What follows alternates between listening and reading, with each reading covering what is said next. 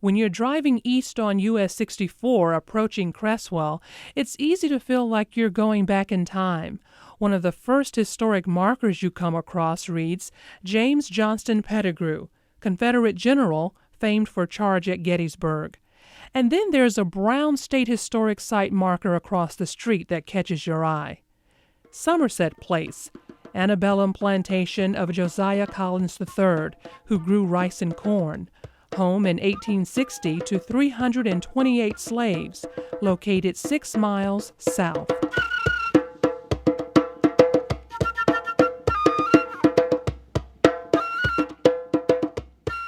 On this day at Somerset, musicians entertained, fresh goat meat roasted on a makeshift brick grill, and many guests arrived wearing traditional West African attire from Senegal, Ghana, and Nigeria. We're so glad that you could come join us at the wedding today. I'm very happy to be here. Instead of a suit, Robert Watson wore a burgundy and gold grand boubou from Ghana. The assistant history professor traveled from Hampton University in Virginia to witness the wedding of Charles Wilson and Leslie Bell.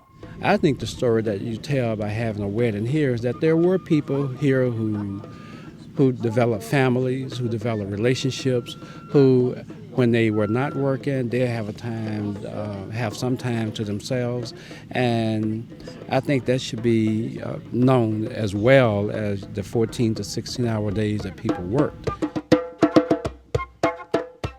The groom is an electrical engineer from Burbank, California. Charles Wilson is a 7th-generation descendant of Kofi and Sally. Documents show they were captured in West Africa and brought to Somerset Place Plantation in June 1786. Kofi and Sally worked with hundreds of other slaves, making the Collins Place one of the richest plantations in North Carolina. Wilson says after he and his then-fiancée visited Somerset Place last year, they knew they had found the right place to hold their wedding. And at that point that we made that decision, we realized that the wedding was going to be bigger than us. It was going to be about more than just our wedding. And Saturday, Wilson's family and Bell's family were joined in true Nigerian Igbo tradition. The procession began with the bride and her family, followed by the groom and his family. Everyone was draped in fine West African garb. They sat facing each other on large pieces of cut wood from a downed cypress tree.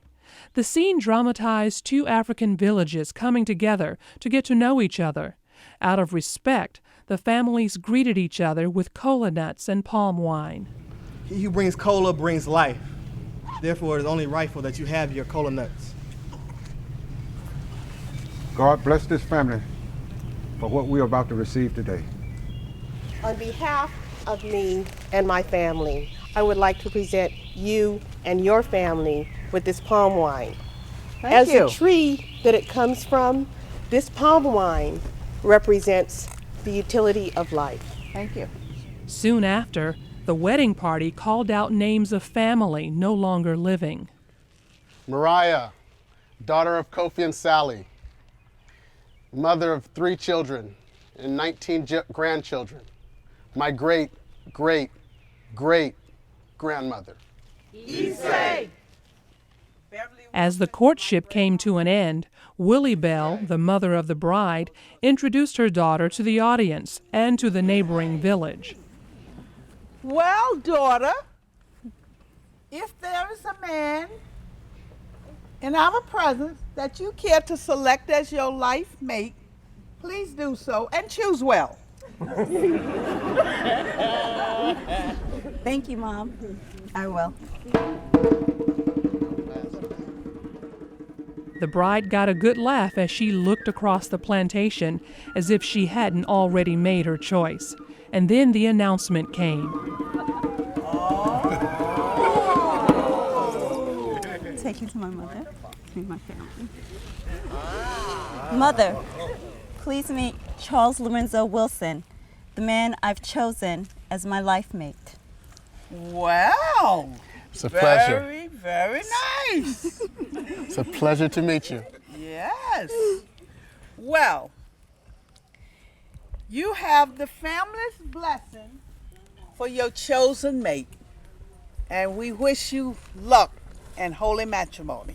Thank you. Thank you. Thank you very much.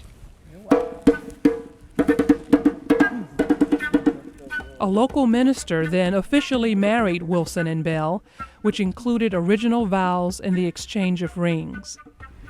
Whom God therefore has joined together, let no man put asunder. The new Mrs. Wilson says the ceremony was all she could have imagined. I'm sorry, there's a peace here. The energy here is very peaceful, calming, serene. I understand that slavery happened here, but it seems that the ancestors won't let it be negative. It's very positive. One of the most emotional embraces of the day was when Frances Inglis greeted the newly married couple wearing an African mudcloth skirt. She's a direct descendant of the Collins family, who owned the slaves at Somerset. This is Frances Inglis, Josiah III's descendant. Oh, it was a pleasure to meet you. To be here at your wedding. Thank you. It's so nice to meet you. Thank you. Thank you for blessing us with your presence. And this is Some 250 guests attended the historic Somerset wedding, but millions will get the chance to witness the event in coming months. A national television news crew from ABC covered the event, and so did documentarians from PBS. I'm Leoneda Inge in Creswell. You sharing it with us, That means it makes it all complete. It makes it all complete. Thank you. Yeah, we're all Thank you together. so much. Thank you so much. Yeah. Thank you so much.